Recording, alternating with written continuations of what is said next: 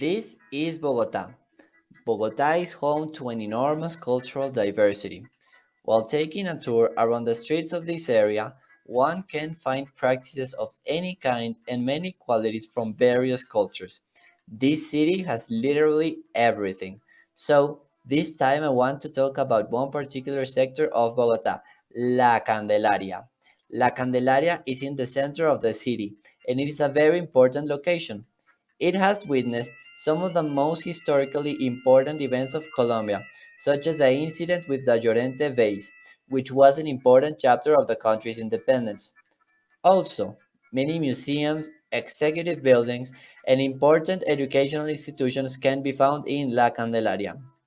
Due to the relevance of this place, Colombian citizens chose it as one of the centers for cultural expression.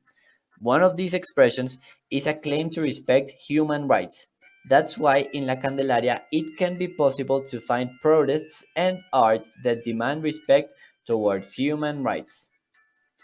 Following my curiosity towards the history and culture of the city where I live in March of 2018 I decided to participate in a tour around the streets of La Candelaria. There, I found buildings of any kind, from huge tall executive buildings to traditional colonial houses. Also, I discovered some interesting establishments, such as a planetarium. However, what impressed me the most was that La Candelaria is a place where local Bogota artists paint important street art murals. These local artists express a claim to respect human rights, constantly making references to inequality, police brutality, poverty, or violence.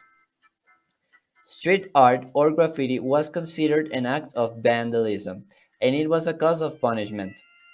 In 2011, a policeman killed young street artist Diego Becerra while he was painting a mural.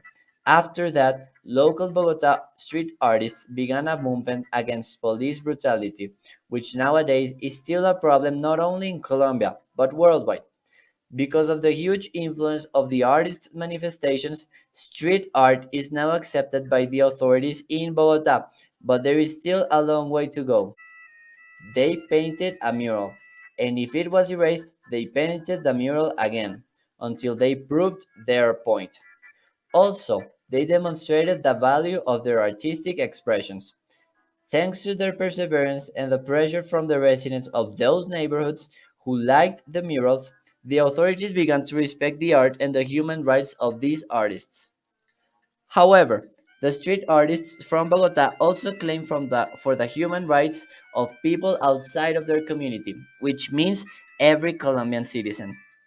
This means that the cause of the local artists is also an expression to claim respect for the human rights of every person in Colombia. One important event was a couple of years ago after Becerra's death. In 2013, street artists couldn't understand how the police protected Justin Bieber when he was making graffiti, while this same institution chased and punished local artists. So, around 50 street artists gathered around the bridge of Street 26 and decided to express themselves. The result was an extremely large mural, where each one of these 50 artists contributed. That is how La Candelaria and Street 26 became one of the most representative places for street art in Bogota. This is a mural by street artists DJ Lu and Toxicomano. In the mural, there are depictions of the faces of some homeless people. DJ Lu's objective was to show to the homeless people the respect they deserved, which was being denied by authorities or regular citizens. So, making a big stencil using their faces was a way to honor these people. Also, it was to give them a space of their property, with the signature of their faces in it. In addition, this mural has some bugs flying around, but instead of wings, they have shotguns. Also, there are some pineapples with the shape of grenades.